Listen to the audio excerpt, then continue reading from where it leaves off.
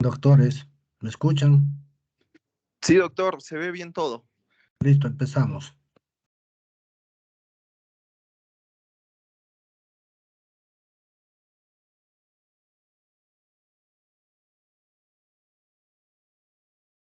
Como pueden leer, esto es una pintura de un paciente. El cuadro se llama La Transfiguración, es una pintura de Rafael. Y como pueden ver, está dividido en dos partes, ¿no? La primera parte es la transfiguración de Cristo. Y abajo se observa al niño.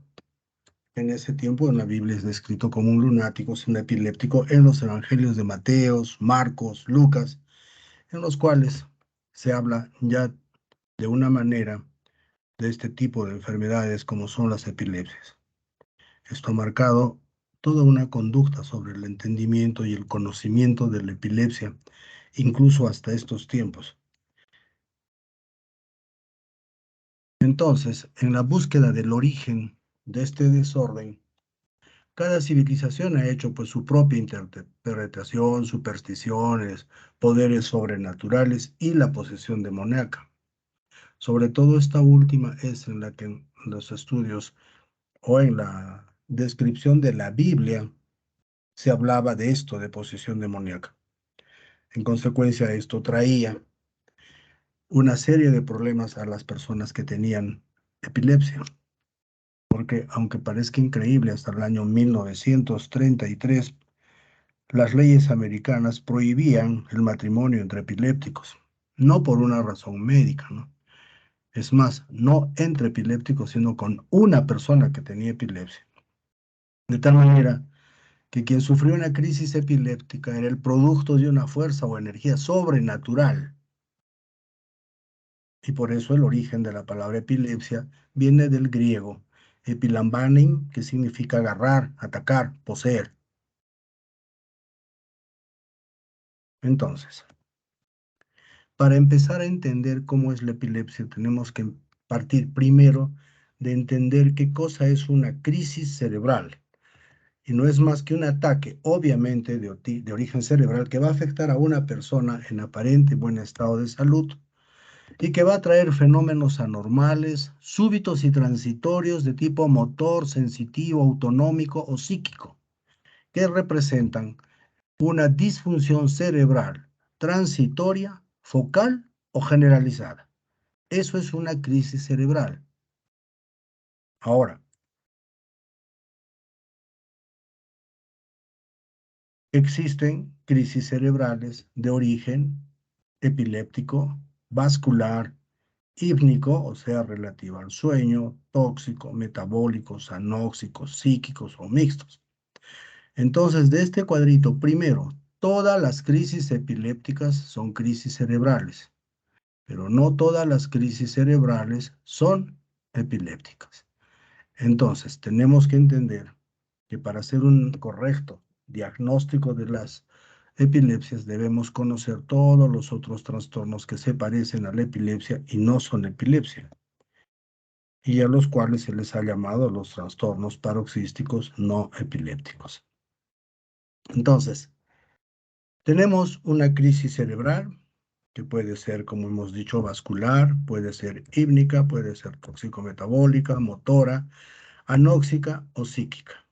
Ahora, las crisis vasculares, como ejemplo, el ataque isquémico transitorio, la migraña, son crisis cerebrales, pero no de familia de las epilepsias, sino hípnicas, de vasculares.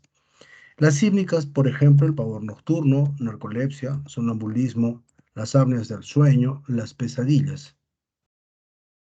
En los trastornos motores están los tics, el vértigo postural benigno, los estremecimientos, los fenómenos masturbatorios, las crisis cerebrales de tipo anóxico, está el espasmo de sollozo, el más frecuente que es el cuadro sincopal, y en los crisis cerebrales de tipo psíquico, las rabietas, las crisis de pánico, los fenómenos de hiperventilación y la pseudocrisis.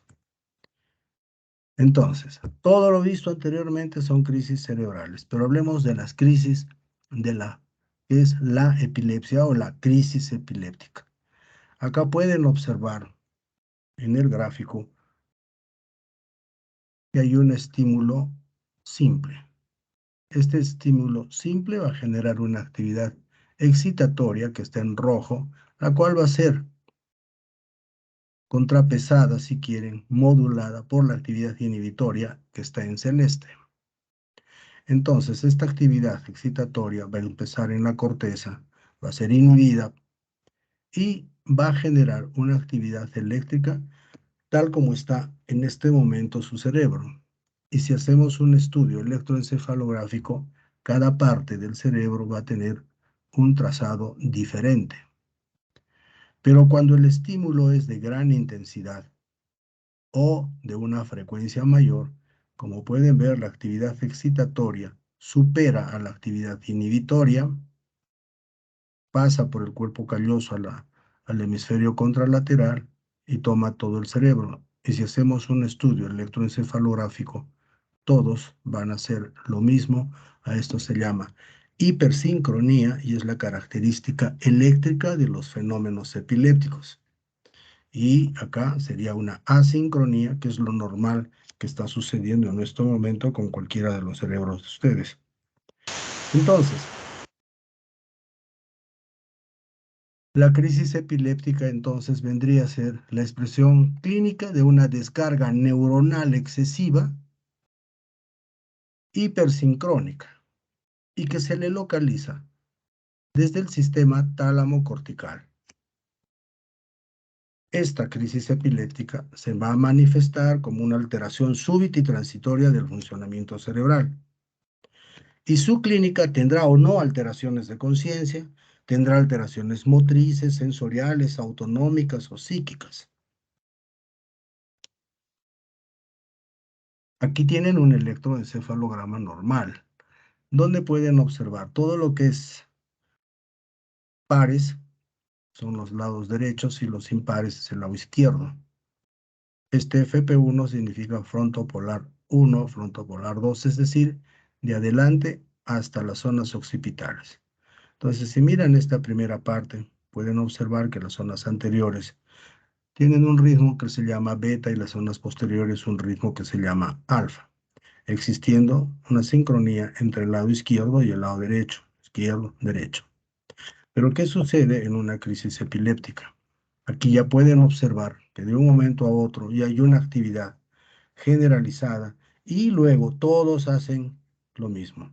Esta es una crisis punta onda de 3 ciclos por segundo.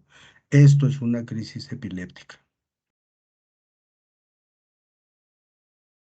Entonces, imagínense a un grupo de neuronas que están ahí y estas van a rodear a una neurona que es diferente. Esta neurona o este grupo neuronal que tiene las características epilépticas presentan a nivel neuronal ciertas características que las hacen especiales y que tienen que ver con la desaferentación, la hiperexcitabilidad y la despolarización parcial. Esta neurona a nivel de membrana va a hacer que efectos o situaciones como la hipertermia, la hipoxia, la hipoglicemia, hiponatremia o la hipocalcemia van a favorecer la descarga de esta neurona diferente. Y entre otros fenómenos están etapas del sueño y la fotoestimulación, que estos también van a hacer que esta neurona diferente, porque tiene características diferentes, arranque, inicie la crisis epiléptica. Es por eso que los que han visto cómo se hace un electroencefalograma, algunas veces pedimos con deprivación del sueño. Y en el mismo examen se hace la fotoestimulación a varias veces por segundo y se observa si existen cambios en el electroencefalograma. Sería una forma como quien provoca al cerebro a que haga descargas y que pueda observarse en el estudio electroencefalográfico. Entonces, estas son características de la neurona que hacen que esta neurona tenga la particularidad de iniciar una crisis epiléptica. Ahora, tenemos nuestra crisis, nuestra neurona que es la responsable de las crisis, nuestra neurona epiléptica, si queremos. Entonces vamos a tener que cualquier factor que active a este foco o que inhiba a las que la rodean, porque estas van a frenar la actividad de esta neurona, van a hacer que la crisis se extienda a nivel del cerebro. Incluso hay datos como existiría un marcapaso central que sería el responsable de hacer descargas espontáneas, aferentes y sincrónicas. Todo eso a nivel de esta neurona. Seguimos con nuestra neurona epiléptica y como pueden observar ahí, ese, digamos, es el límite al cual estas neuronas que rodean a la neurona que está aquí, es el límite que pueden sostener, digamos. Cuando esto se traspasa, es decir, estas neuronas ya no pueden frenar la actividad, esta actividad epiléptica va a pasar a la corteza contralateral y va a haber un regreso de la información convulsiva, si quieren, y se genera un feedback entre el inicio de la crisis y el resto del cerebro. Entonces, la extensión de la excitación va a irse a centros subcorticales y talámicos y a centros del tronco cerebral y la médula espinal. Entonces va a ir a estos dos sitios. Y estos van a ser responsables de la clínica de la fase tónica que tiene la crisis convulsiva generalizada, donde ustedes pueden observar que el paciente se va a poner con la musculatura contraída y va a haber hiperactividad del sistema autónomo, y si hay compromiso del tronco cerebral, va a haber compromiso de conciencia secundariamente. Entonces, esta excitación de la extensión de esta excitación epiléptica va a llegar un momento que por inhibición dioencefalocortical se agota y se interrumpe la descarga convulsiva. Pero este fenómeno va a hacer que cese esa fase tónica. Y al cesar esta fase tónica por agotamiento, es como que descansa y nuevamente hace lo mismo. Y luego se agota. Y nuevamente lo mismo, de tal manera que ahí viene la famosa fase clónica. Entonces ahí tendríamos una etapa tónico-clónica, una típica crisis generalizada tónico-clónica. Entonces, la crisis epiléptica. En la crisis epiléptica, como vimos en la primera clase, fíjense, el hipocampo es una estructura que va a afectarse por ese efecto paralítico de la crisis epiléptica y por lo tanto el hipocampo no va a poder generar todo el fenómeno amnésico en este paciente y por lo tanto el paciente no recuerda su crisis. Esta es la explicación fisiopatológica por la cual el paciente con una crisis generalizada no recuerda que le ha ningún hecho de lo que es la crisis cerebral, la crisis epiléptica. Ahora bien, ¿qué es la epilepsia? La epilepsia no es más que un trastorno neurológico caracterizado por la repetición de crisis epilépticas. Se diagnostica cuando el paciente ha tenido por lo menos 2 o más crisis no provocadas o una crisis asociada a lesión cerebral. Antes, hasta antes del 17, se consideraba la repetición o 2 o más crisis. Pero como vamos a ver a continuación, acá en el nuevo concepto de la epilepsia, es una crisis no provocada asociada a lesión cerebral. Y ya vamos a ver para que me entiendan mejor este concepto. Las crisis epilépticas únicas o secundarias a una agresión cerebral aguda no constituyen epilepsia y se acepta como sinónimo comicialidad porque era una de las enfermedades que interrumpía los comicios, que eran las reuniones de los romanos, y dentro de ellos, desde Julio César, tenían uno de los que tenía epilepsia. Entonces, esta enfermedad interrumpía las sesiones de los comicios y por eso le llamaron mal comicial, término que hasta ahora está aceptado por la OMS y que para lo único que en realidad no sirve es para, por lo menos, por ejemplo, hacer un certificado con este diagnóstico y no hacer que lo despidan al paciente, que es una de las cosas frecuentes que sucede cuando alguien tiene esta enfermedad. ¿Cómo vamos en prevalencia? Acá tienen los países y ahí tenemos a Perú 17.5. Esta es una prevalencia de Lima. En países desarrollados la incidencia es de 40 a 100 a 40 a 50 por 100.000 en Europa y en Estados Unidos. Y en pacientes en vías de desarrollo 100 por 100.000. En Lima 110 a 130 por 100.000.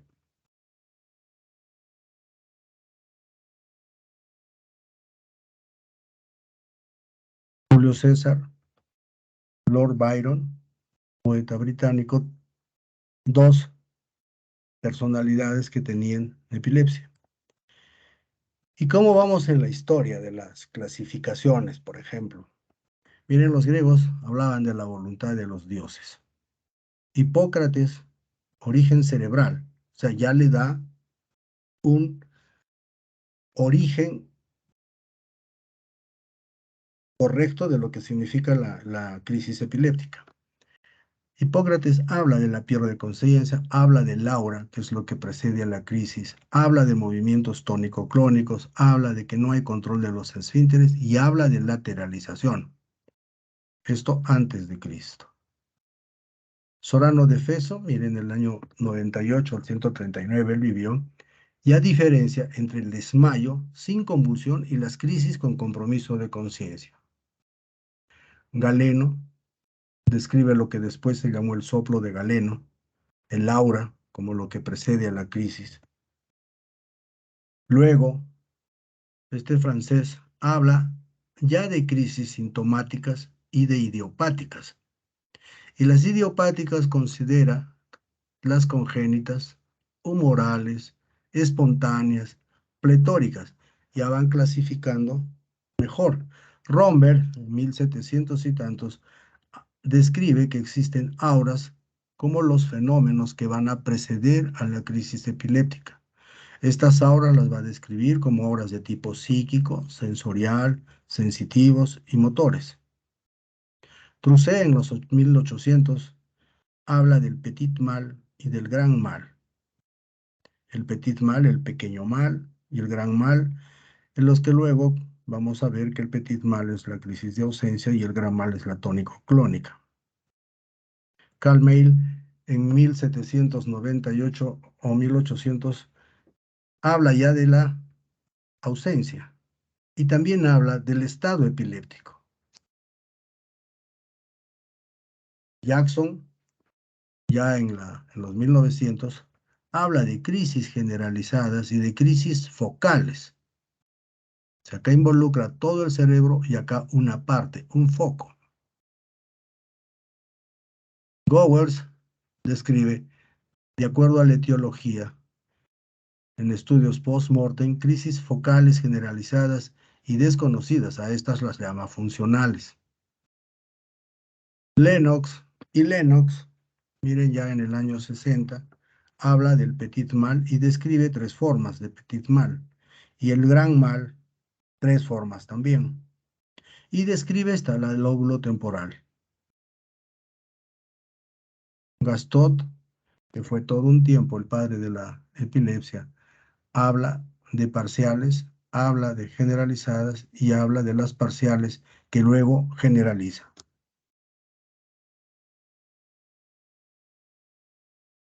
Entonces, la clasificación clínica que se ha manejado por mucho tiempo es esta, en la que igual se observa que son clasificadas como crisis parciales y crisis generalizadas. Las crisis parciales, hay un grupo que no son clasificadas. Las crisis parciales pueden ser simples, pueden ser complejas, pueden ser parciales que generalizan. Y las generalizadas pueden ser no convulsivas y convulsivas. ¿Cuáles son las parciales simples? Ahí tienes compromiso motor, sensitivo, autonómico. Entonces hay crisis motoras simples con marcha y acción ana, o sea, de medio cuerpo. Versivas son aquellas que el paciente fija la mirada hacia arriba y hacia un costado.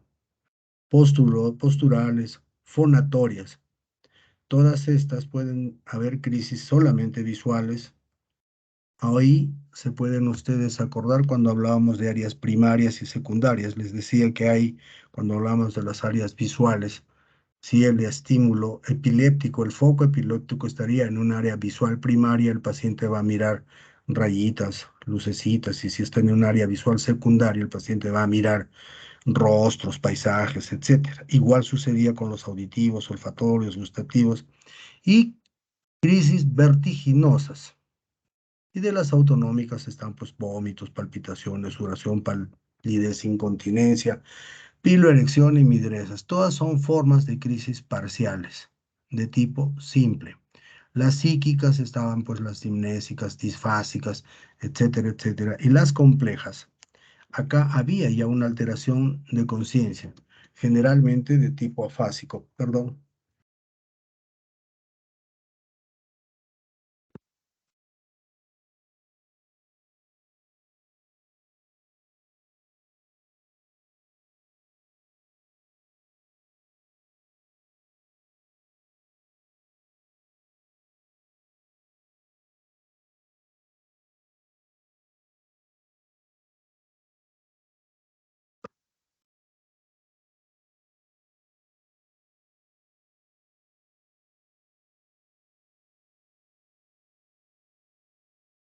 perdón. Finalmente, pues abrió un grupo de parciales que evolucionan y generalizan. La diferencia de todo esto es evidentemente clínica. Ahora, las crisis no generalizadas son no convulsivas. Ahí está la ausencia típica, la típica y las crisis atónicas. Y las convulsivas, ahí están las mioclónicas, las clónicas, las tónico-clónicas y las atónicas. Insistimos en esta clasificación, fíjense el año, porque tiene una característica que es evidentemente clínica. Porque después de esto, de esta clasificación clínica, ha habido muchas clasificaciones, y que no resultan prácticas ni para el médico, ni para el estudiante, y que han llevado a que se sucedan, creo que son más de 12 clasificaciones, pero esta la clínica, es la que se ha enseñado, seguimos enseñando, y a Dios gracias, la clasificación del 2017 es muy, muy parecida, como vamos a ver a continuación. Entonces, esta es otra clasificación que hace por ejes. El eje uno estaría con descripción semiológica de la crisis, el eje 2 el tipo de crisis, el eje 3 el síndrome epiléptico, el eje 4 vendría a ser la etiología y el eje 5 vendría a ser el enfoque biopsicosocial de la crisis. Esta es la de 1989. Igual, síndromes generalizados con varias clasificaciones o subclasificaciones, y dentro de ellas van a darse cuenta, por ejemplo, que ya no hablan de un tipo de crisis, sino, por ejemplo, convulsiones neonatales. Cada una era una forma de epilepsia. El síndrome de West, el de Lennox-Gastaut, que hasta ahora existen o se describen. Entonces, estas clasificaciones no eran nada prácticas en lo que significa el enfrentar al paciente que consulta por un fenómeno de la familia de las epilepsias. Síndromes focales relacionados con una localización aparecen la epilepsia benigna infantil con paroxismo centrotemporal, acá ya se asocia al electroencefalograma, es decir, todo esto se va complicando para la comprensión de lo que es la crisis epiléptica o las epilepsias. Y aparecen obviamente síndromes indeterminados como todos estos que hay y síndromes especiales donde las convulsiones febriles están metidas ahí y aparece también dentro de esto el estado del mal epiléptico, aislado. Entonces, ¿qué sucede? En el 2017, el ILAE, que es el Instituto de la Liga de Lucha contra la Epilepsia, se reúnen y evalúan que debe existir un cambio en cuanto a la clasificación, pero este cambio tiene que ir dirigido en 4 aspectos básicamente. Comunicar tanto a médicos, familias, cuidadoras, la terapia adecuada para que sean medicamentos, qué equipos y qué tipo de seguros puede ser útil. Es decir, la idea acá es eh, ordenar normal que esto que se va a usar con los pacientes sea lo adecuado para que no exista ningún tipo de restricciones por los seguros, porque hay seguros que aceptan o no un medicamento y simplemente no te lo dan. Y que exista pues un nexo entre los síndromes que trae el paciente y la etiología, es decir, el origen. Y que el tipo de crisis que se tiene tenga una descripción adecuada y entendible.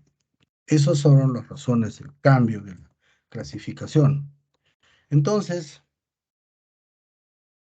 ¿qué motivó también esto en parte a las crisis? Que hay crisis que pueden tener un inicio focal o ser generalizado de saque.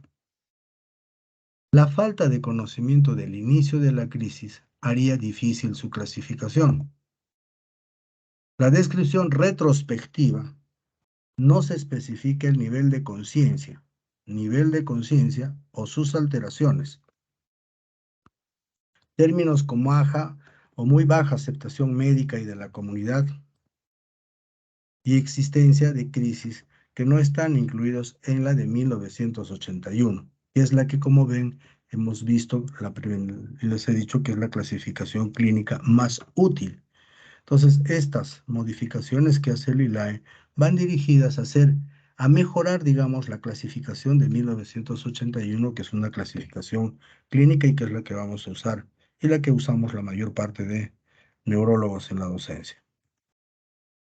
Entonces, ¿qué hacen ellos? Esta clasificación la hacen que sea interpretativa, operacionalmente clínica, hablan del tipo de crisis, datos adicionales acerca de la crisis y no se basa en el patrón electroencefalográfico. O sea, los datos adicionales se consideran todos los exámenes auxiliares para lo que podría servir el entender la clasificación, pero no se basa en un patrón electroencefalográfico como muchas de las clasificaciones que ha habido y como ahí les he enseñado unas en las que describen la presencia de tal trazado en tal sitio para darle un nombre. Acá esta es una clasificación mucho más sencilla y también parten de lo que hemos dicho. Primero, entender que es una crisis cerebral y entender que ahí están las crisis epilépticas. Entonces, uno de los cambios más importantes y que creo que va a costar es el concepto de crisis parcial. Muchas veces en la práctica preguntamos qué entienden por parcial y buena parte entienden que es parte de una crisis. Esto es parcial, es una partecita de un todo. Pero en este caso se referían más a este concepto va dirigido a entenderlo como una parte del cerebro, no de una crisis. Al ser una parte del cerebro, mejor es sustituirlo por un término como focal, de tal manera que ustedes ubican el lugar de inicio por la clínica que tiene el paciente. Si este paciente inicia su crisis con un movimiento del miembro superior derecho, entonces uno inmediatamente se dirige al homúnculo motor del lado contralateral y ubica. Entonces se refiere a focal. Focal, origen en un hemisferio, y las generalizadas son crisis desde el inicio con compromiso bilateral. También inicio desconocido y debe existir un alto grado de confianza, o sea, mayor un 80% en cuanto al conocimiento de la crisis. Y dentro de ese grupo, como en todas las clasificaciones, hay crisis que no son posibles de clasificar. Entonces, ¿a qué llega esta clasificación? A un grupo de crisis y de tipos de crisis. Y el concepto de crisis es la ocurrencia transitoria de signos y síntomas debido a alteraciones anormales o sincrónicas de la actividad neuronal del cerebro. O sea, una crisis cerebral con el mismo concepto de lo que es una crisis epiléptica. Hipersincronía. Y el tipo de crisis tiene estas características, ¿no? Son agrupadas con rasgos comunes, con subcategorías y variaciones inherentes a cada tipo de crisis. Esto con el objetivo de que exista una comunicación médica adecuada, enseñanza, o sea, para docencia, y para que tener un arma de investigación que sea similar para todos los que van a realizar un estudio de investigación sobre epilepsias. Entonces, esta clasificación tiene versiones básicas. Esta sería el modelo de la crisis de versión básica. Entonces, acá los diferentes: inicio focal, inicio generalizado, inicio desconocido y crisis no clasificadas. Si inician focal, con o sin compromiso de conciencia, ¿hay inicio motor o no hay inicio motor? Esta es una crisis focal que pasa bilateral tónico-clónica. Las generalizadas con compromiso motor, tónico-clónica o otras motoras o no motores, y ahí aparecen las ausencias. Y de inicio desconocido, puedes tener crisis motoras, tónico-clónicas u otras motoras o crisis no motoras. Entonces, ahí están los subtipos de crisis de esta clasificación, muy parecida a la del año 89, que es la que vamos a desarrollar a continuación. Entonces, hay conceptos que tienen que tener en cuenta, ¿no? La conciencia de la crisis es la percepción de los acontecimientos ocurridos durante de la crisis. No se refiere a que el paciente tiene conciencia que le ha dado crisis. O sea, señor, ¿usted se acuerda que le ha dado crisis? Sí, sí, me acuerdo. Eso no es que tenga conciencia que le ha dado, sino cómo la conciencia, cómo percibe los acontecimientos durante la crisis. Esto no es un clasificador para la crisis de inicio generalizado. Hay que tener en cuenta esto. Información de ayuda, y aparecen los videos, electros, imágenes, laboratorio. Es muy frecuente que los pacientes, cuando vienen a la consulta, te traen la filmación. Entonces, una filmación de una crisis, pues es altamente informativa para que uno se dé cuenta si esto es una crisis, como muchas de las que hemos visto que son pseudocrisis o que no eran crisis de la familia de las epilepsias, sino de los trastornos paroxísticos no epilépticos. Términos que quedan en desuso: término de parcial, simple y compleja, y de convulsión. Son términos que ya no deben usarse, pero que aún los usamos porque han sido pues usados muchos años, y cambiar todo esto va a tomar un tiempo. Términos añadidos: consciente o deterioro de la conciencia, parece hipercinético, y el cognitivo reemplaza psíquico, afasias, al déjà vu e ilusiones, que vamos a ver en la clase de hoy. Se habla de nuevo de tipo de crisis focales: tónicas, clónicas, atónicas, mioclónicas, espasmos, y nuevos tipos de crisis generalizadas, todas estas. En resumen, se cambia lo parcial a focal. Algunas tienen inicio generalizado desconocido o focal. La crisis de inicio desconocido por su clínica puede también ser clasificado. El estado de conciencia es parte de lo que es un clasificador de crisis, y se incluyen nuevos tipos de crisis focales o de crisis generalizadas. Napoleón tiene toda una historia en lo que es la forma de las crisis epilépticas. Napoleón tenía a su esposa, que era Josefina. Dicen que era una mujer muy bella, pero como a Napoleón se le ocurría ir de guerrero, desaparecía, y bueno, la Josefina decidió salir con un capitán. Cuando le avisan a Napoleón esto, Napoleón lo interroga a su capitán, pues este confiesa que en efecto estaba con su esposa. Entonces esa era una traición a él, que el emperador era una traición a Francia, y todos los traidores a la patria tenían que ser fusilados. Entonces, el rato que va a fusilarlo, Napoleón estaba desayunando en su cuarto, y Josefina le pregunta: ¿a quién vas a fusilar? Y él le dice: a un traidor. Cuando ella va a mirar a quién va a fusilar, lo mira abajo a su amante.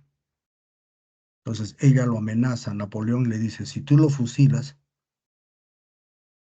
yo cuento lo que te pasa en las noches. Y en ese tiempo, el tener epilepsia era una posesión demoníaca. Hasta ese concepto se tenía. Entonces Napoleón dejó de molestar al amigo de su mujer y no lo fusiló porque padecía un tipo de crisis epilépticas generalmente nocturnas y que obviamente nadie sabía excepto su esposa. Esto es lo que vamos a desarrollar para que ustedes tengan una forma de enfrentar clínicamente al paciente. Entonces, esta clasificación usa que son crisis parciales, ya le ponemos focales para deshacernos de este término, las generalizadas y crisis no clasificables. Las focales pueden ser simples, complejas y parciales que generalizan. Y las generalizadas no convulsivas y convulsivas. Entonces, las focales simples son aquellas que no tienen compromiso de conciencia y tienen formas motoras, sensitivas, autonómicas y psíquicas. Las complejas sí existe un compromiso de conciencia, el paciente hace una actividad que luego no recuerda. Y las generalizadas no convulsivas tenemos las ausencias, las crisis atónicas, aquinéticas y las convulsivas, las tónicas, las clónicas, las tónico-clónicas y las mioclónicas. Este es el desarrollo de todo lo que son las crisis. Y acá vemos, crisis focales simples. No hay compromiso de conciencia. El paciente recuerda su crisis. Y estas, por ejemplo, si ustedes miran este dibujo, acá está el homúnculo motor en rojo, la crisis motora va a iniciarse en esta zona. Entonces van a tener movimientos anormales en la cara, luego irá brazo, luego irá la pierna. Entonces, dependiendo de qué parte del cerebro descargue, en este caso, en el homúnculo motor, vamos a tener una crisis que explique esa descarga, ese avance del fenómeno epiléptico a nivel cortical, pero motor. Si esto sucediera en la zona sensitiva, el paciente va a presentar parestesias o disestesias en una zona que clínicamente ustedes deben hacer corresponder a una zona de lo que es nuestro cerebro y su zona sensitiva. Todas estas crisis focales simples no tienen alteración de conciencia, pero después pueden generalizar. Pero primero entendamos que son crisis parciales motoras. Ahora, estas crisis focales simples, sin compromiso de conciencia, que inician en la zona visual, por ejemplo, acá, habíamos, y recuerden la primera clase, si esta descarga la crisis en zona visual primaria, el paciente va a mirar rayas, puntos, pero en zona secundaria va a haber paisajes. Esta es una crisis visual. Puede haber auditivas. Si parte en zona primaria, va a escuchar zumbidos. Si es en área visual, o perdón, auditiva secundaria, escuchará canciones, poemas. Acá le han puesto las olfatorias un zorrillo, pero no es lo que el paciente huele. Lo que más manifiesta el paciente en una crisis olfatoria es un olor a jeve quemado. En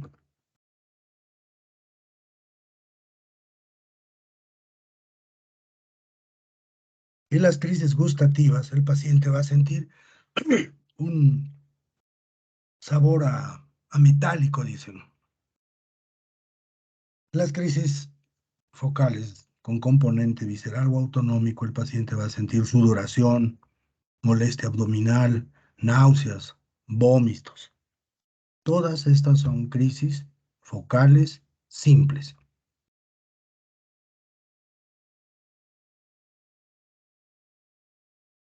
Crisis focales complejas. Acá ya hay una alteración del compromiso de la conciencia, pero no como que el paciente se va a caer, sino que el paciente no tiene conciencia de una actividad elaborada que realiza. Por ejemplo, este paciente se está vistiendo, luego se da cuenta que ya está vestido, pero no se acuerda que se ha vestido. Igual acá.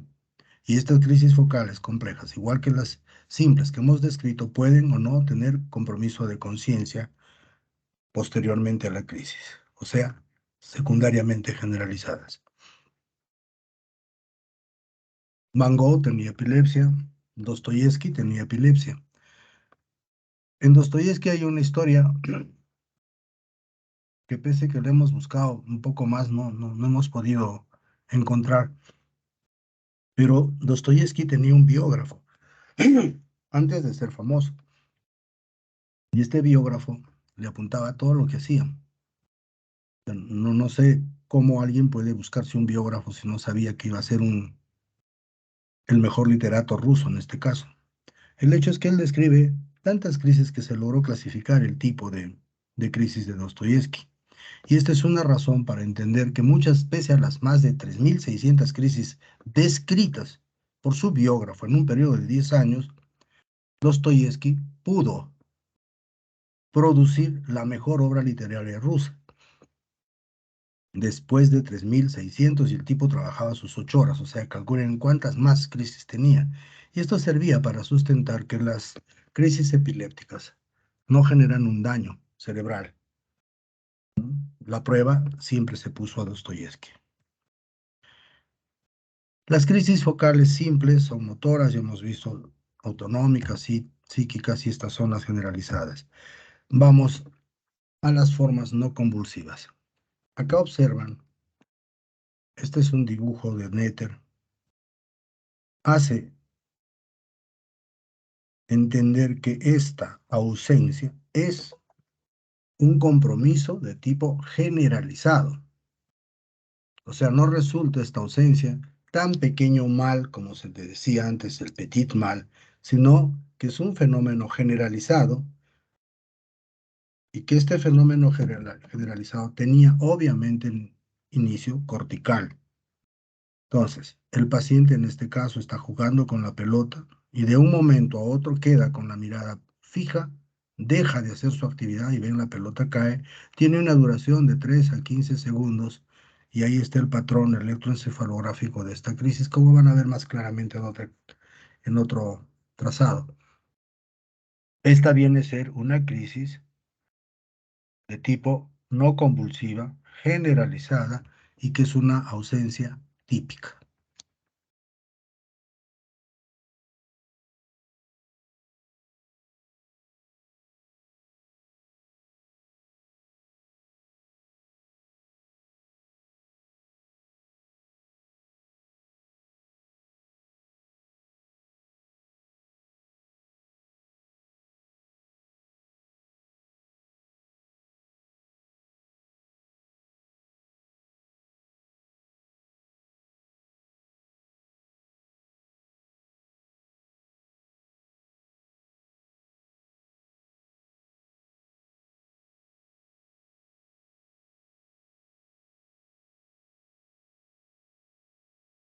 Como han podido observar, esta niña tiene el trazado, están haciéndole un electroencefalograma y la hacen hiperventilar. Cuando un paciente hiperventila es muy frecuente y eso lo pueden hacer en la consulta varias veces, lo hemos hecho hiperventilar al paciente, cuando lo que narra la madre generalmente es compatible con una ausencia y nos hace la crisis de ausencia en el consultorio. Entonces esta niña está hiperventilando y deja de hiperventilar, la mirada hacia un lado, deja de hablar y luego en unos segundos como que se reincorpora nuevamente a su actividad, conversa, habla y todo. Esta es una crisis de ausencia. La imagen está autorizada a darla porque pertenece al ILAE.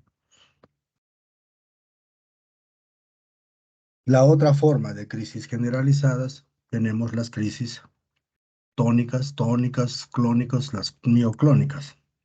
Nuevamente, el mismo Netter nos hace entender que es un fenómeno generalizado. Va a haber una fase tónica donde hay un grito, el paciente pierde la conciencia, cae, Se orina, o sea, relajación de esfínteres, y luego hace una fase clónica, tónica, clónica y una fase posictal, que puede durar minutos o hasta horas. Entonces,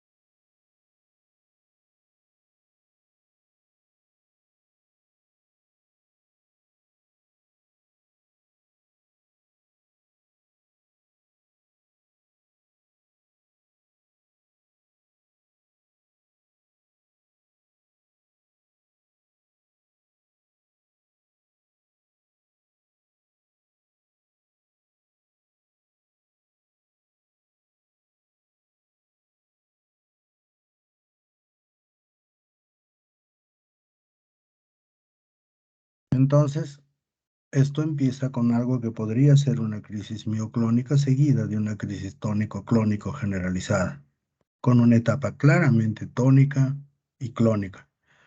Más o menos este es el tiempo de duración de una crisis. Lo único curioso es que la señora ha hecho de todo, pero no ha atendido a la paciente. Sigamos. Acá tienen una crisis mioclónica.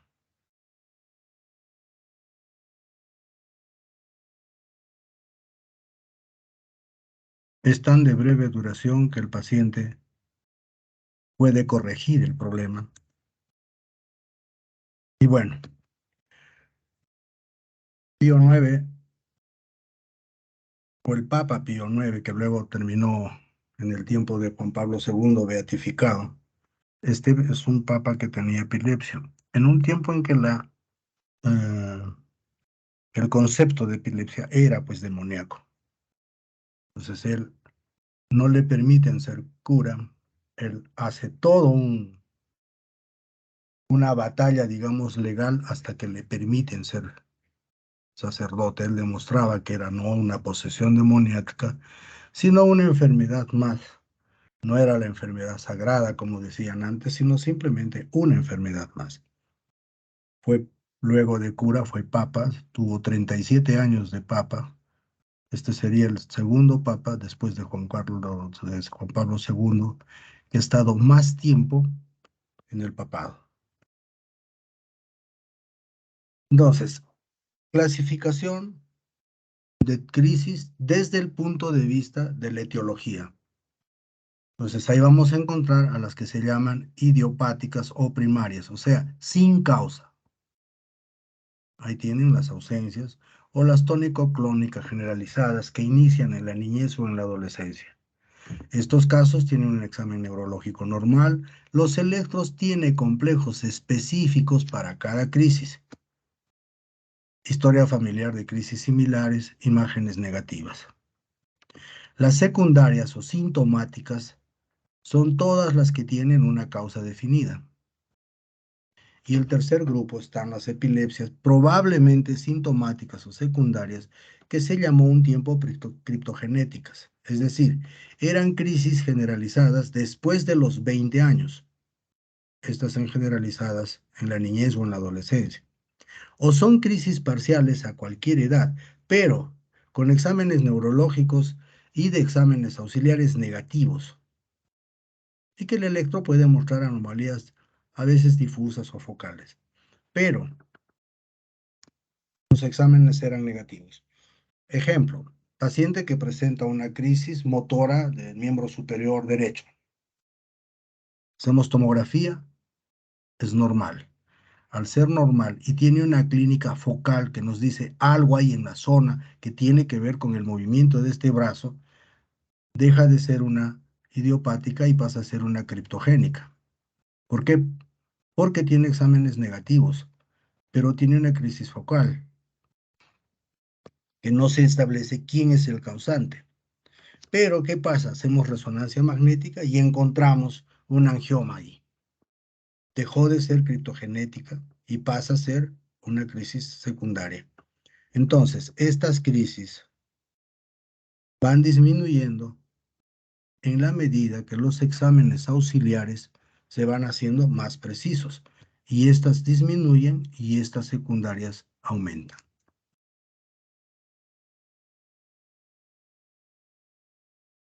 Crisis cerebral, crisis epiléptica. En el diagnóstico, primera pregunta que deben hacer o pensar, ¿existe una causa aguda de esta crisis? Tienen dos posibilidades, sí o no. Si existe una causa aguda, a eso se llama crisis provocada. Y si no existe una causa aguda, se llama crisis no provocada. Estas crisis provocadas, ahí están, por ejemplo, las crisis por fiebre, las crisis por hipoglicemia, las crisis secundarias a un proceso infeccioso, a una hemorragia intracerebral, es decir, hay una causa aguda. Crisis no provocadas, si esta es única, se llama, pues si es una sola crisis, se llama única. Si son dos o más crisis, o una crisis y lesión cerebral, a eso se llama epilepsia.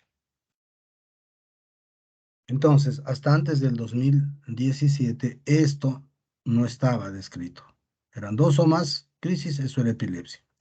Sin embargo, deben tener en cuenta que una crisis provocada, una crisis única y la epilepsia por sí son excluyentes. Sin embargo, todas las epilepsias obviamente van a empezar por una primera crisis. Y muchas de estas crisis provocadas, por ejemplo, un paciente que tiene meningitis, eso le generó una crisis convulsiva.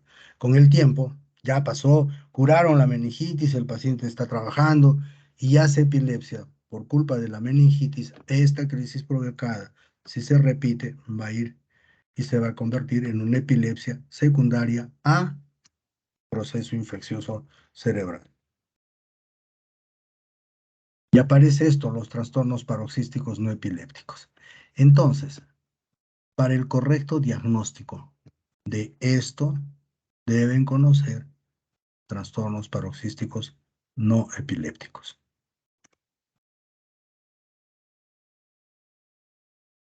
¿Cómo se hace el diagnóstico correcto? Una anamnesis adecuada. Esta anamnesis debe ser llevada de tal manera que si esto que está contando el paciente es o no es una crisis epiléptico y qué clase de crisis presenta. Hay que buscar enfermedad causal, ver si es única o recurrente y excluir, como he dicho, a los trastornos paroxísticos no epilépticos. Examen físico y neurológico, que generalmente son normales cuando son crisis generalizadas, y los exámenes auxiliares. Confirman la naturaleza epiléptica, el electro, y buscan la patología causal, ahí está pues la tomografía, resonancia, líquido, arteriografía, etcétera. Pero miren, el electro confirma la naturaleza. No porque existe un electro anormal, lo que trae el paciente es epilepsia. El diagnóstico de la epilepsia sigue siendo clínico.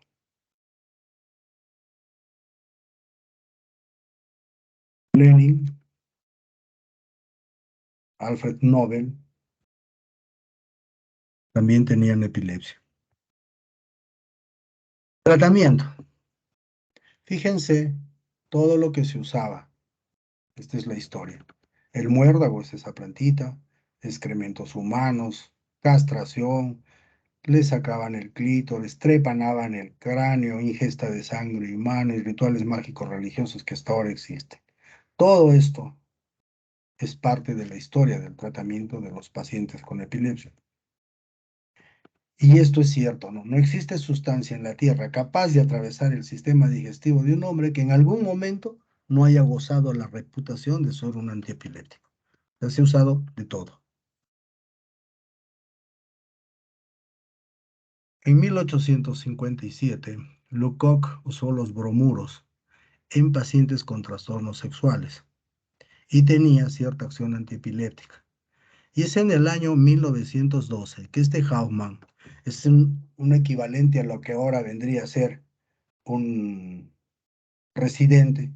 En ese tiempo los hospitales psiquiátricos y neurológicos estaban mezclados, entonces existía el fenobarbital y este Hauman lo que hizo fue a todos los pacientes que tenían epilepsia, para que lo dejaran dormir, les repartía fenobarbital en las noches.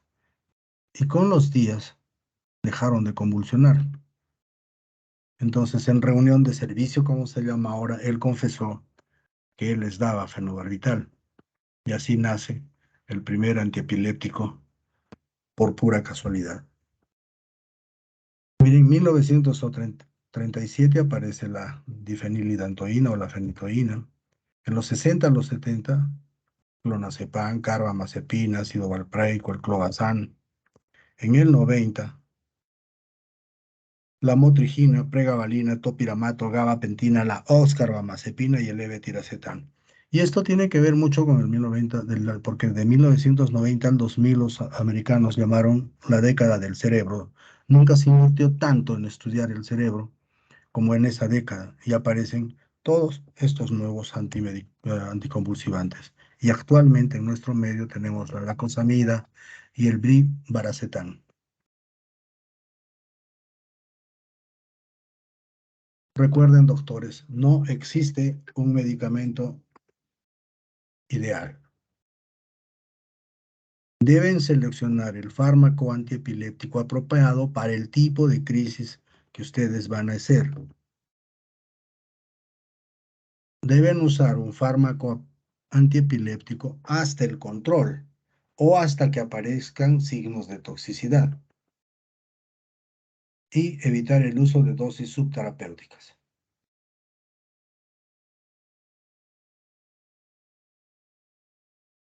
Entonces, si ustedes empiezan un tratamiento farmacológico y no hay control con el primer fármaco, no reduzcan la dosis, sino van a reemplazar por un segundo fármaco antiepiléptico, sin reducir la dosis. Pero este primer fármaco antiepiléptico debe haber sido usado en las dosis adecuadas a kilo de peso. Entonces, ahora la mayor parte de medicamentos están indicados por kilo de peso. No es como antes, 3 pastillas diarias, 2 pastillas diarias, no se consideraba el peso, por eso se había la politerapia. Entonces, si este paciente que ustedes están manejando tiene un control con su medicamento de acuerdo al kilo de peso, se maneja. Pero si no se logra controlar y lo siguen ajustando hasta que llegó a dosis plena o aparición de efectos tóxicos del medicamento, lo reemplazan por un segundo fármaco antiepiléptico. Pero no suspendan bruscamente cualquier fármaco antiepiléptico por el riesgo que puede llevarnos a un estatus epiléptico. Es recomendable, hace un tiempo se hablaba mucho que la monoterapia es la regla de oro en el manejo del paciente con epilepsia. Y la politerapia deben tener en cuenta que incrementa la interacción droga-droga y obviamente los efectos colaterales de cada uno de los medicamentos.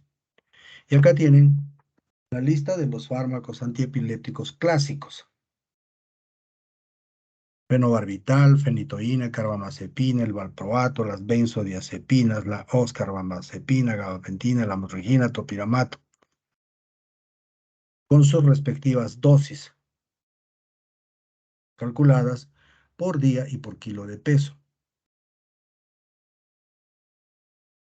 Para las crisis generalizadas, estas serían en orden de, digamos, de efectividad, si quieren, las medicinas que pueden usar. Sin embargo, por ejemplo, hay que tener consideraciones que la fenitoína puede hacer un efecto colateral o de malograr las encías o sacar como bigote, y una mujer que use fenitoína no sería lo mejor. Considerar que el valproato también en mujeres tiene efectos que han sido reportados como teratogénicos. Entonces también una mujer que está en edad fértil no darle valproato. Y así cada uno con sus respectivas dosis. Ausencias, valproato. Antes era el único que teníamos, ahora el levetiracetam también es bastante útil en las mioclonías. Y en las mixtas, valproato, levetiracetam, lamotrigina y recién politerapia.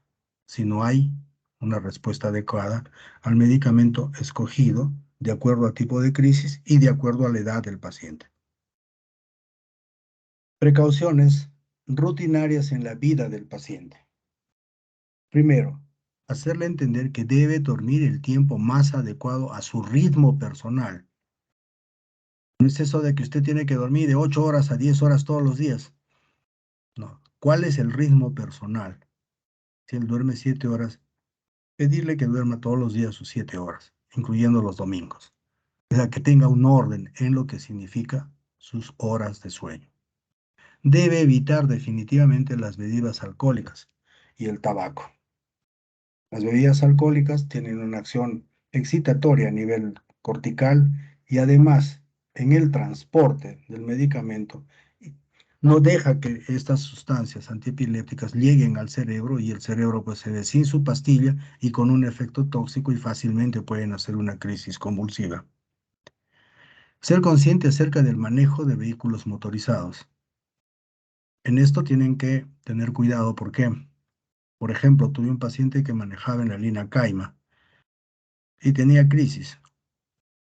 En otros sitios, como en este caso, tuvimos que recurrir a denunciarlo porque era, pues, lamentablemente un paciente con mal control de crisis y manejaba una combi. Entonces, él podía poner en riesgo la vida de mucha gente, no solo las que están ahí. Imagínense en la bajada, le da su crisis y hay 30 personas esperando, 20 personas en el paradero y se las lleva. ¿Cuántas muertes habrían? Entonces, hacerle ver al paciente que debe tener restricciones en el manejo de vehículos motorizados. En otros países, tras 5 años, después bajaron a 4, incluso a 2 años, de demostrado médicamente que no han hecho crisis y el paciente cumple su medicación, se les autorizaba el manejo de vehículos motorizados. Pueden practicar el deporte, obviamente, aquellos que eviten o que impliquen riesgo, no pueden estar haciendo, pues, escalando cerros, o cualquier deporte, caza submarina, etcétera. Pero pueden jugar su fútbol, su básquet, no van a estar haciendo carrera de bicicletas y esas cosas que lleven un riesgo en el caso de suceder una crisis. Deben llevar una vida sexual y marital normal. El embarazo requiere una vigilancia estricta, por eso es conveniente preguntar a la mujer siempre si va a tener la idea o a la pareja del embarazo para manejar desde temprano con el ginecobstetra su enfermedad y que el embarazo sea vigilado constantemente. El niño debe ser tratado igual que sus hermanos y este es un problema que tienen que ustedes hablar con la madre. La madre siempre tiene esa tendencia: mi hijito está enfermo y mi hijito no laves esto, mi hijito no hagas aquello, mi hijito no hagas esto. Entonces, no, el niño debe ser tratado igual. Y yo diría incluso un poco más duros con él, porque la vida va a ser duro con este niño. Entonces él tiene que estar preparado para enfrentar la vida con su enfermedad.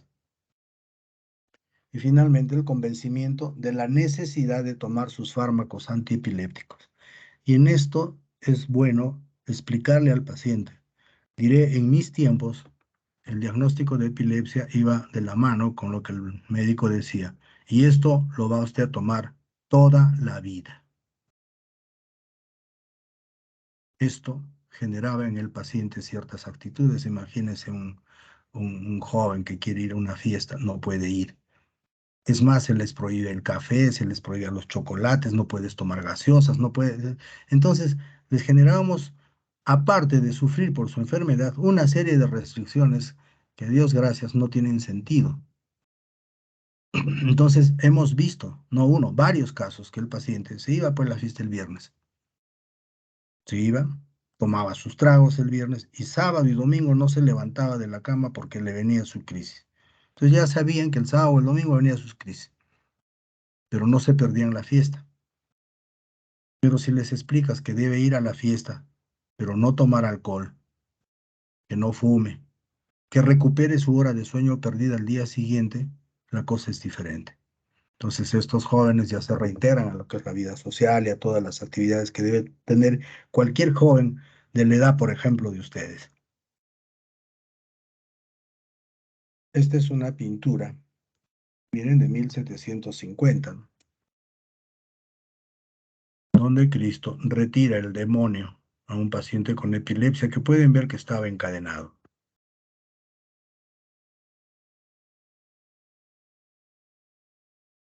Hasta ahí la epilepsia y darles algunos alcances sobre un trabajo que hemos realizado en el Seguro Social hace muchos años. Esta es la edad del paciente al momento de la consulta, ¿no? Entonces pueden ver que de 10 a 19 años, tanto en los dos sexos, es la edad más frecuente que consultan por epilepsia. 56% hombres, 43,7 mujeres. Un poco más en varones, porque tal vez un poco más de varones en ese tiempo trabajaba que las mujeres, pero estadísticamente no significa una diferencia importante. Soltería, 64% en el masculino y 29% en los femeninos. Entonces acá hay algo que vale la pena tener en cuenta, ¿no? O sea, los pacientes, mejor dicho, las mujeres tienen cierto recelo de casarse con varones con epilepsia.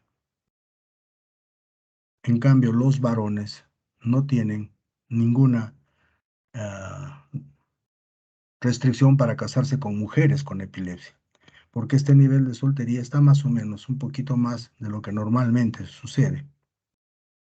Entonces, esa actitud del paciente varón de haber sido rechazado por su enfermedad hace, en primer lugar, que este paciente no busque tener hijos, no forma una familia, se le priva de tener hijos por esa cosa que marca el tener epilepsia, y los pacientes prefieren vivir solos. Además que las chicas no les dan el sí. Entonces, también doctores, esto demuestra que los varones las aceptamos como son, las mujeres no siempre.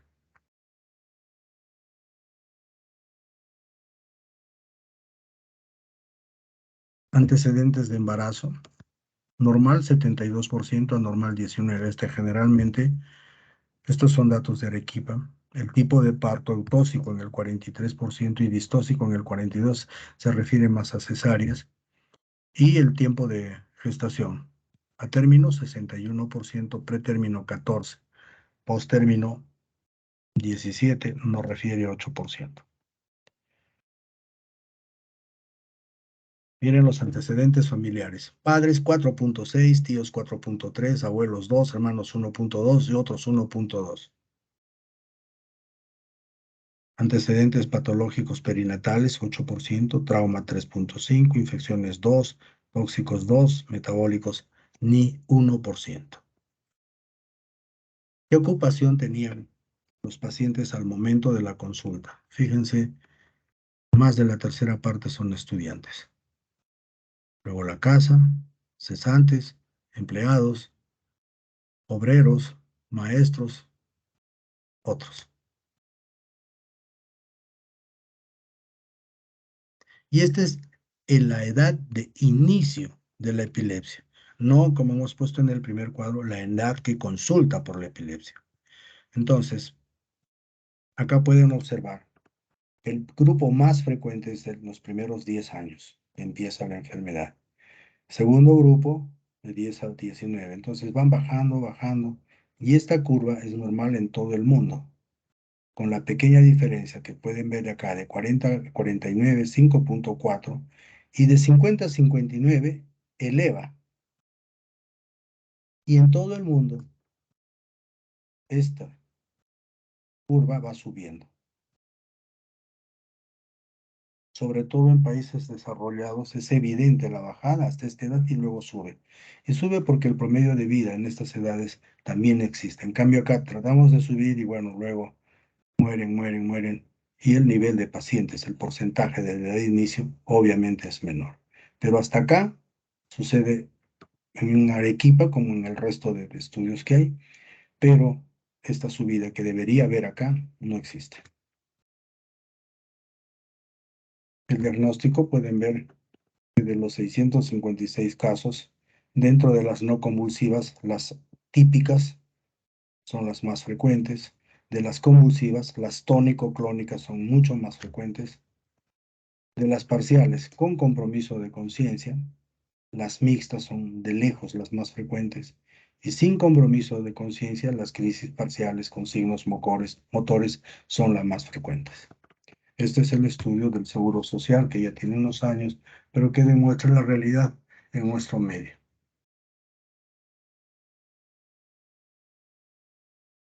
Y por si acaso, la continuación de este estudio fue el trabajo de epilepsias más grande hecho en el país.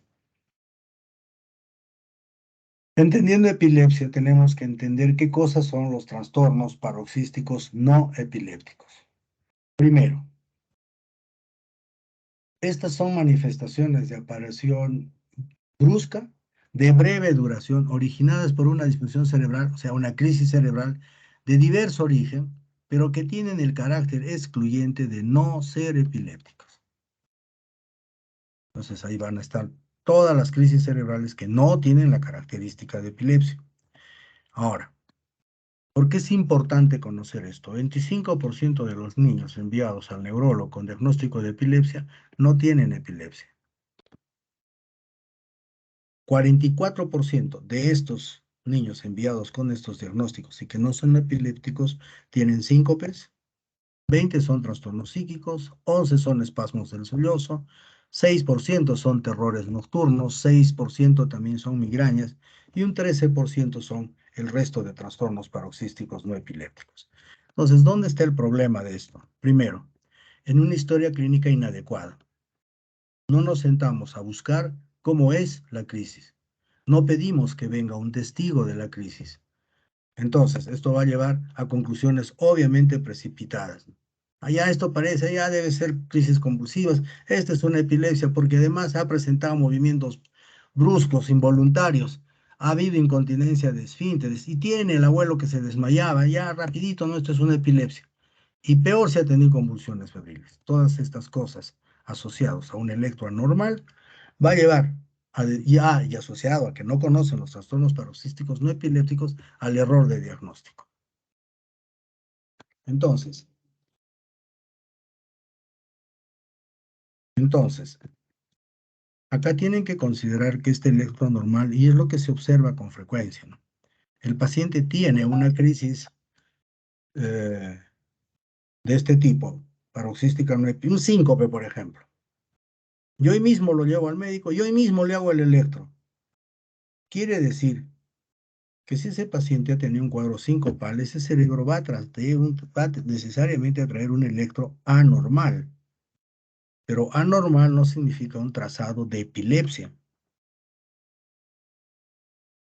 Entonces, si juntamos muchas de estas cosas y desconocer cuáles son los trastornos paroxísticos no epilépticos, vamos a terminar metiendo en el saco de las epilepsias a un montón de gente que nunca tuvo epilepsia. Tenemos crisis cerebrales, vasculares, hípnicas, tóxicos, motoras, anóxicas y las psíquicas. Las vasculares, ataque isquémico transitorio, la migraña.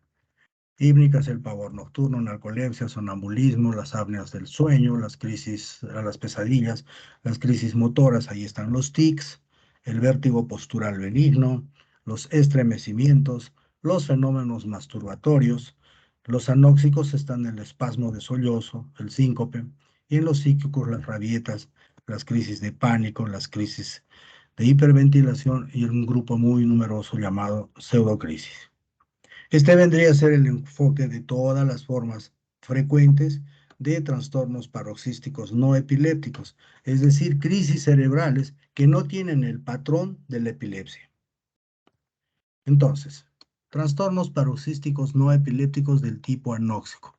Ahí tienen el espasmo de sollozo que tiene dos formas, la forma cianótica y la forma pálida.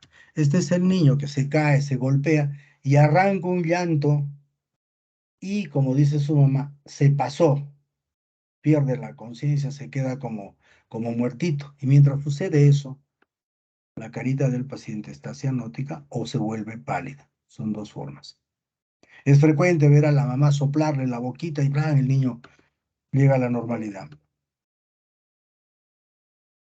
Entonces, espasmo de sollozo. El síncope es la hipoperfusión cerebral, que tiene un inicio rápido, de corta duración y una recuperación espontánea y completa. Es decir, existen varias causas que generan estos cuadros sincopales. Típicamente la clínica es, por ejemplo, el paciente que está en la formación del colegio, de repente empieza a sentir que se empieza como a nublar la vista, empieza a sudar frío, a veces siente molestias en el estómago y la luz se va apagando, apagando, apagando y pierde la conciencia. Dentro de estos cuadros sincopales tenemos el síncope reflejo, el vasovagal, el situacional, el emocional, el de origen cardíaco, los psicógenos y por hipotensión ortostática y las raras formas. Reflejos, síncopes situacionales, el miccional. Este cuadro sincopal se da cuando uno está aguantándose de orinar y va al baño y el rato que micciona se desmaya. Entonces, ese es un síncope situacional de tipo miccional. El ejercicio. Hacen tanto esfuerzo que el paciente termina desmayándose. El secundario a tos. Tosen, tosen, tosen, tosen, toses, pálido, ¡pum! Se desmaya. Síncope secundario a la tos. Los cardíacos obviamente están la bradicardia y las taquicardias como causas sincopales. Psicógenas, ahí están los trastornos paroxísticos no epilépticos que vamos a seguir viendo. Hipotensión ortostática y las raras el robio de la subclavia. Todos estos son orígenes de clasificación del síncope, que no es más que la falta de oxígeno en el cerebro de manera brusca y transitoria. Todos los trastornos paroxísticos relacionados con el sueño se llaman hípnicos. El pavor nocturno. Este es un cuadro que da en los niños en los que están durmiendo y de manera brusca despiertan, pueden sentarse, se quedan con la mirada fija, con una mirada de pánico, no responden al llamado de los padres, pueden murmurar algunas frases, luego se echan y se duermen. Al día siguiente no recuerdan lo que ha pasado.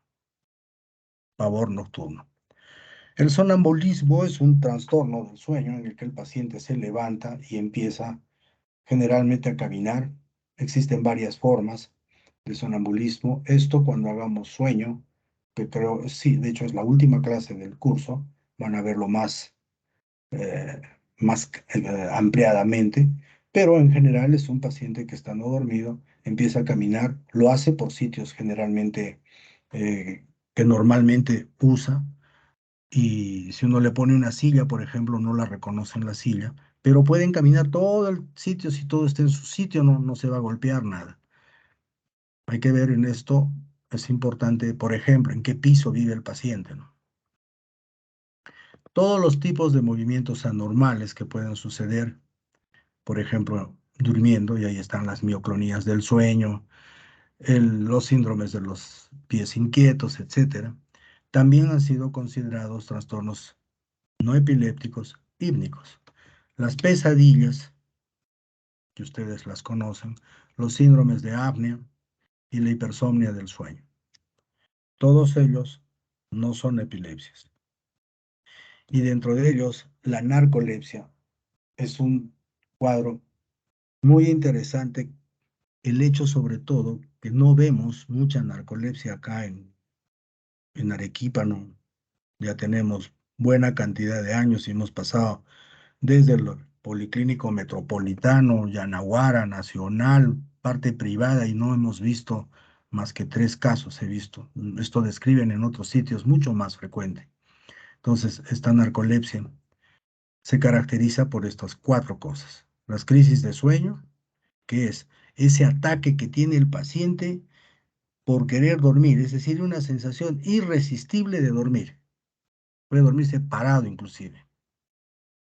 Esa cataplegia es la pérdida súbita del tono postural. La parálisis del sueño es la incapacidad que tiene el individuo para despertar. No sé si a alguno de ustedes le ha pasado. Despiertan, quieren moverse y no pueden moverse. Quieren hablar, gritar, que los ayuden y no pueden. Dura un tiempito y luego, como que se liberaron. Y las alucinaciones hipnagógicas consisten en un sueño, como quien dice, a todo color, sueño vívido. Estas 4 características y que tienen un componente genético se llama narcolepsia.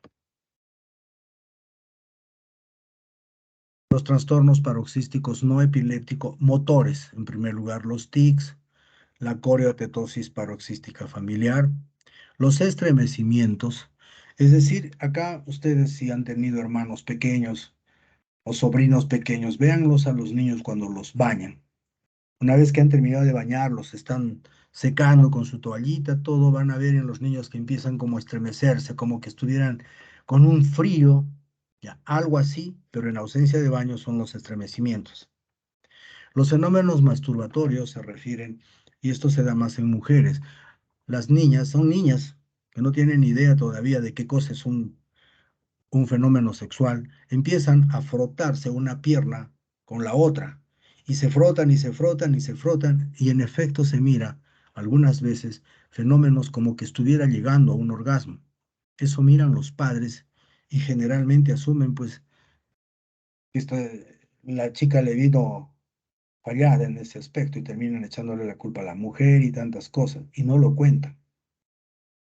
Uno se va enterando cuando después alguien le dice, no, tienes que llevarlo al médico, sería mejor esto, y en efecto es lo que les estoy narrando.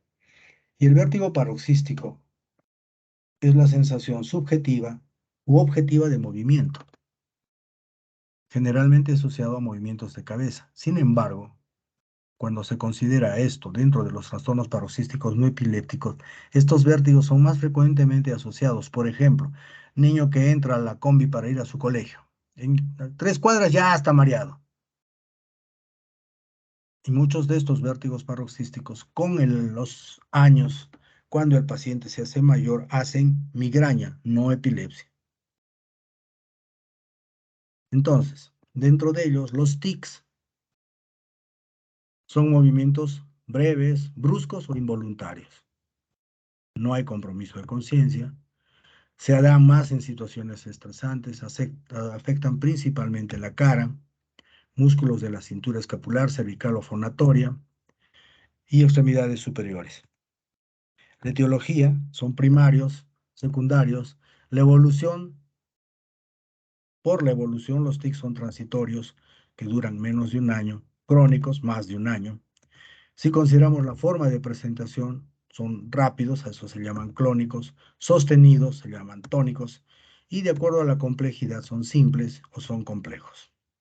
Entonces, todas estas características de lo que ustedes van a observar cumple con lo que vendría a ser un fenómeno de los llamados tics.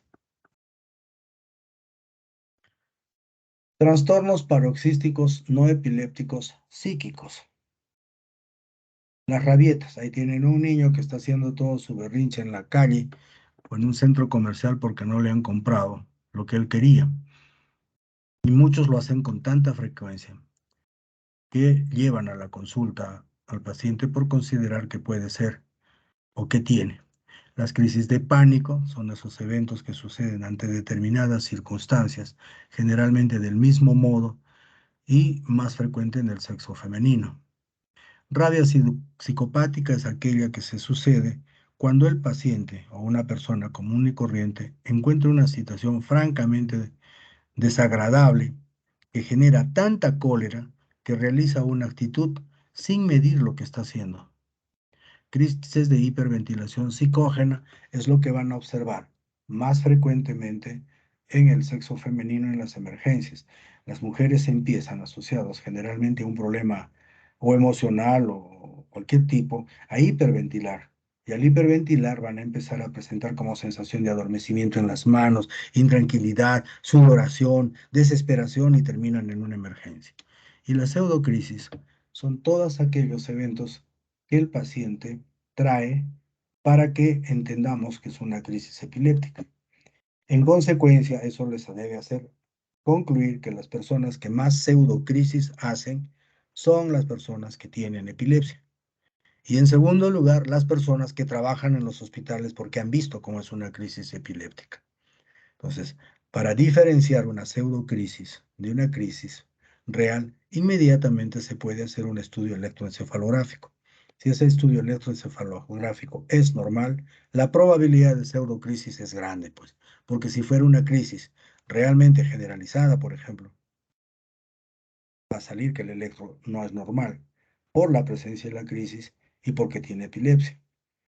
Entonces, otra de las cosas que hay que considerar es que las personas que no saben cómo son las epilepsias no van a poder hacer una pseudocrisis. Entonces, es bien difícil que a un neurólogo le engañen con una pseudocrisis, pese a que hemos tenido 2 médicos que tenían pseudocrisis. Y en eso es bien difícil que yo como neurólogo le engañe al cardiólogo con un problema cardiológico, ¿no? Entonces, el conocimiento de las crisis es la única forma que el paciente puede hacer una pseudocrisis. Y finalmente, los trastornos paroxísticos no epilépticos de tipo vascular, la migraña. La migraña tiene varias formas y dentro de ellos está la forma con aura, la migraña vertebrobasilar y la migraña sin cefalea. Con aura ya hemos dicho que el aura, una clase de cefaleas, el aura es una disfunción cortical y de tronco. La expresión clínica es una disfunción cortical o de tronco. Funciones corticales pueden ser visuales, auditivas, motoras, sensitivas, etc. Y de tronco, pares craneales, vías motoras bajando y vías sensitivas subiendo. Entonces, ¿estos cuadros pueden remediar una crisis epiléptica? Sí. Teníamos un paciente que tenía el convencimiento de que su muñeco con lo que jugaba, que en ese tiempo eran los Thundercats, cobraban vida y él jugaba y después seguía su cefalea. Era una migraña de ese tipo. Y las vértebro-basilares, como pueden ver, es nada más que la disfunción de toda la zona vértebro-basilar. Y esta migraña sin cefalea en las clasificaciones incluso la ponen como cefalea sin cefalea. Vendría a ser la presencia solamente del aura. Entonces, cuando un paciente solo presenta aura sin cefalea, uno duda que esto sea una migraña con aura y piensa que puede ser un fenómeno epiléptico focal. Y en los ataques isquémicos transitorios hay dos formas, del territorio carotidio y del territorio vértebro-basilar. Muy bien, doctores. Preguntas.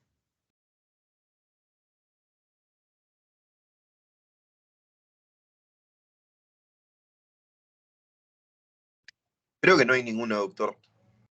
Muy bien. Hasta luego, chao. Nos vemos en prácticas. Hasta luego, doctor. Buenas Hasta noches. luego, hasta luego, Hasta doctor. luego. Hasta luego. Hasta luego, doctor. Buenas noches.